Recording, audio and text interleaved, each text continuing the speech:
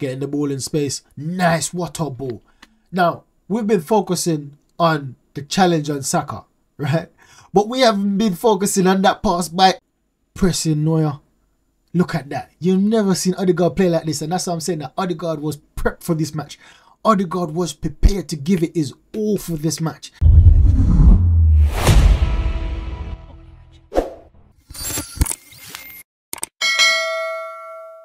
So after the match, we've settled down, we've calmed our spirits, and we've calmed our emotions. And I want to do a recap into some of the players in midfield and how they played.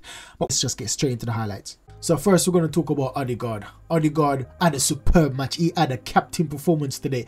And I was enjoying his performance from defense to attack. And now we can see him pressing high. And this is what led to the first shot on target. Impressing with Saka and Rice and Havertz led to Martinelli having the shot on goal.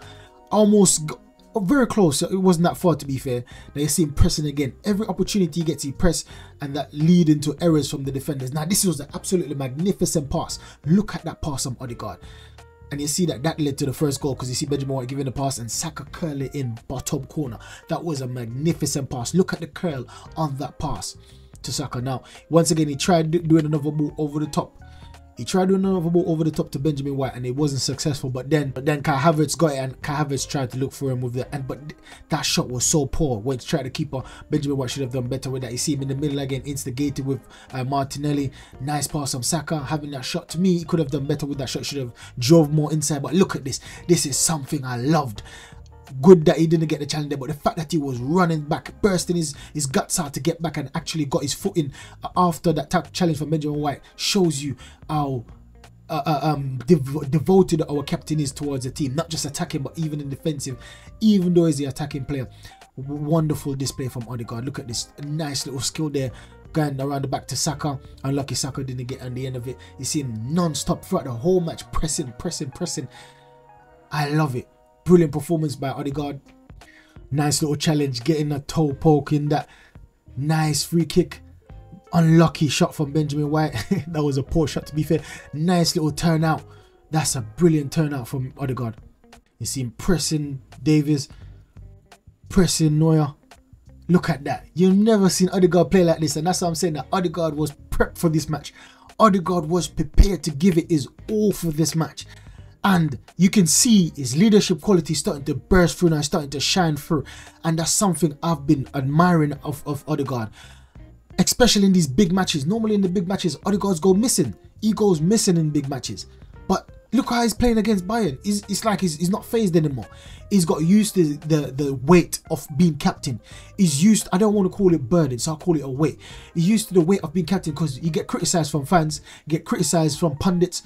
And you know, he feels a certain way if he doesn't perform, much more if he doesn't perform well against big teams, because he sees himself as that first point of the team in terms of he's the captain. So I love to see he's starting to rise to that challenge. He's starting to embrace it, and he's starting to act like a captain. Man, for the whole match, he's been chasing, he's been aggressive, he's been doing bits. I respect Odegaard after this match very much more on a deeper level than I ever have. Because I know he's very good in smaller matches, but in bigger matches, for me, he's always going missing. But in this match, boy, oh boy, he was the inspiration of the team, which normally he's not. So for me, Odegaard had a superb match, but he didn't do it by himself. He had help. He had Declan Rice. Even though Declan Rice didn't have the best of match for me, Declan Rice was below standard. He was below par compared to the standard he's set since he's joined the club. And what if it's the occasion? This occasion was too big for him. But even if it's the occasion, I don't think you're holding back for much longer. I think that next leg, you're going to see a different Declan Rice, and that's something I love about him. He's got something in him that refused to die. He's that type of, you know, you got different characters in people. The Declan Rice character is a superhero. He's a hero, and he doesn't give up when you see the challenge. He embraces it and meets it head on. Just like what I've been saying with Odegaard, he's always been missing since Odegaard signed for Arsenal. I've always seen him been missing. He will pop up a few times in important matches, but most important matches is always missing for me, what I've noticed. But Declan Rice is the opposite. He's always up for everything. Rarely you see him have a poor match, especially against a big team. He's always fired up. So I know this is just a learning curve. He's never experienced this before. Odegaard has been playing in big competition for a while now. Declan Rice hasn't experienced this to this level, to this stake. Is not experienced it, so I will give him a leeway. But prepare for next match to see a Declan Rice masterclass. That's how much I believe in the qualities of Declan Rice. I believe he'll come good next match and prove everyone that's been doubting him wrong. I'm not doubting him, by the way. I know he made a mistake leading to that goal, but it's not a doubt. It's just observation of what he did wrong. But next match, listen, he saw how Goretzka played, he saw how Lema played, and he saw how Musiala played. He's going to be prepared for them next match. Trust me, he's going to be prepared. Now, Jorginho didn't have the best of match as well. He was a bit poor, he was a bit weak on the ball most times. And that's why I wanted Thomas Partey to play, but perhaps it was too early for Thomas Partey because he came on in the match and done a few. But before we get any further, let's just go directly into Thomas Partey because we've got a video on Thomas Partey as well. Let's get into it now. I think we need a dribbler and a passer, and that's why I wanted Zubimendi, because Zubimendi I see is a bit of a dribbler, but is most of all is a passer. And you see Kevin De Bruyne. I'll keep on going back to Kevin De Bruyne because we're aspiring to be a team like Man City with the type of depth, the type of quality they have. And they've got a De Bruyne. We haven't got a De Bruyne. Smith Rowe could potentially be that De Bruyne, but he's not performing at the level as De Bruyne. No, I don't think he will ever reach that capacity in terms of this overall play. Don't get me wrong, I believe Smith Rowe can go higher heights. Smith Rowe can be one of the best midfielders in the Premier League anytime soon.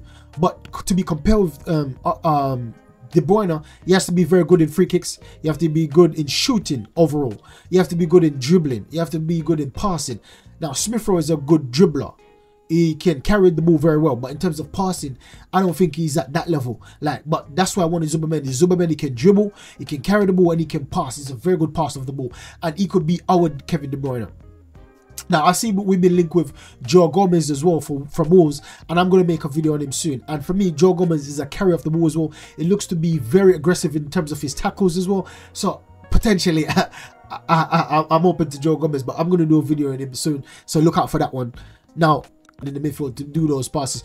Don't get me wrong, I don't want to sound ungrateful to Jorginho because Jorginho is a good passer, but I don't think his range is as good as Thomas Partey. I don't think his range is as good as Kevin De Bruyne, but he's still a good passer and he's very good at what he does. So I don't want to take any credit away from Jorginho. Jorginho is a very good passer, but Thomas Partey is a different level. Kevin De Bruyne, if he's injury free, he could be on the same level in every area. Apart from shots on goal, I don't think he's improving his shots on goal, but I don't think he could touch De Bruyne with that. Apart from that, I think he goes toe to toe Kevin De Bruyne. Dribbling and passing, movement, his pace, everything else is on par with De Bruyne. Second with a nice simple pass, opened up his body, looking for a pass. Nice pass to Odegaard, and that's another thing. As I said in the previous post-match analysis, that Thomas Partey, when he plays with Odegaard, he passes more to Odegaard than Declan Rice and Jorginho. Even put together, they pass. Jorginho and Declan Rice put together pass the same amount of time as Thomas Partey.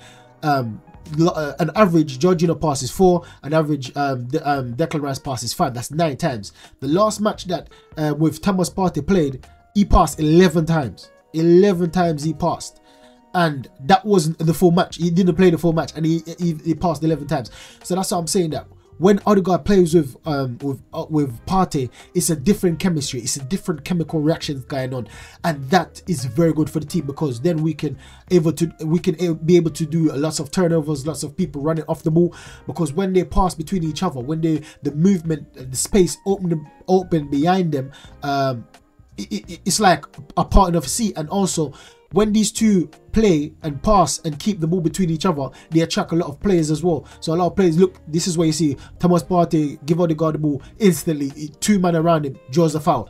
Now look behind him, you see Jesus was open behind him. If you could somehow got the ball to Jesus behind him, that would have led to a chance. So this is what I'm saying, that these guys, they create space behind them by the way they pass, by the way they play, by the way they move, by the way they carry the ball. And I'm excited to see the last 7 matches of the season. and the next round of the Champions League to see how we will perform with Thomas Partey coming back into the team. I want to see if he starts against Aston Villa the weekend. Perhaps it's too early for him to get a start, but I would love to see him get a start. Personally, I would love to see Thomas Partey start to get a bit of fitness to play Bayern in the midweek, because I would love him to start with Declan Rice and Odegaard. That's a partnership that we've been missing, and that would be exciting to see. Getting the ball in space. Nice water ball. Now, we've been focusing on the challenge on Saka, right? But we haven't been focusing on that pass by Partey. That ball split the two man in defense. Split them. Parting. Now, this Partey is parting these defenders. Now, this is what I've been saying, that don't get me wrong, once again, I love Jorginho. He's been brilliant for us since he came from Chelsea. He's been magnificent in certain instances. But when it comes down to these kind of passes, Jorginho can do it, but he can't do it effectively enough like Thomas Partey. As we can see, Jorginho was playing. I didn't see a pass like that to Saka once. Now, we could say different things. That another thing you can say is that there's only 6 players in their half, which tells you that they were a lot more open than they were in the first half. In the second half, coming down to the end of the match, they were a lot more open because they tried to also get the goal. So because they were so open, look at that. There was actually 5 players in that section, and you see another one trying to jog back. But in terms of that pass, there were 5 players there. And Thomas Partey got an avenue, but with Jorginho in the first half, he didn't get much passing lanes. So, once again, I'm not saying that Jorginho is the worst passer. He's a very good passer of the ball. But Thomas Partey, for me, he's got a different variety of passes he can do. Outside, Jorginho can do the same thing, but I just respect Partey more as the passer in my team. I would rather have Partey as that passer in my team. But that was a magnificent pass. I believe that Jorginho could have done the same thing, but he wasn't playing right now. Partey was playing at the end of the match, and that's another good thing, that we can substitute the passer in our team, which is Jorginho. At that time, he started the match, and then someone else comes on. That's, some people would argue to say that Partey is the similar passing attribute as Jorginho, but I would say he's better. So to have someone that comes on that's even better than the one we've started, or the same passing potential, for me, that's depth.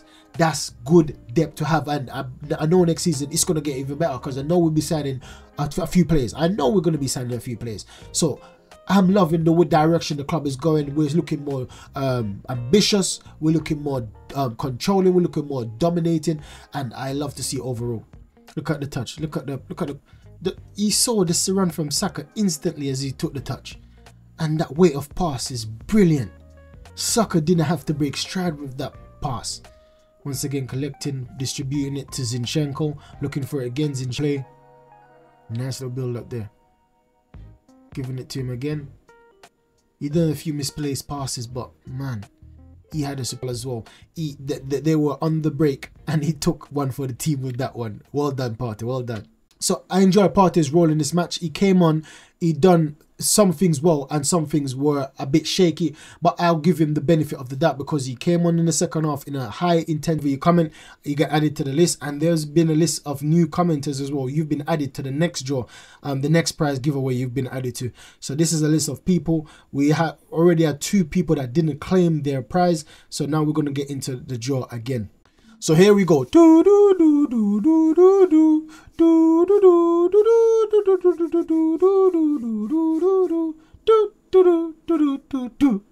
Sky King 3210. Sky King 3210. You are the winner. So contact me, and then I'll let you know how you can claim that prize. I don't know how to contact you. I don't know what form of method of contact you would like. So let me know, and I'll send over the voucher to you so you can claim that prize. So Sky King 3210, you are the winner, mate. Congratulations. So that's the video, guys. Make sure you like, subscribe, and share. Help me on my journey to 10,000 subs, because the bigger we get, the bigger the prizes get, and the bigger I've got loads of content planned. But as I said in the beginning of this video, I haven't got enough time. I've got literally so much content planned. I just can't make it because I just haven't got the time to video it. But hopefully I'll get some free time soon that I can make more content for you guys.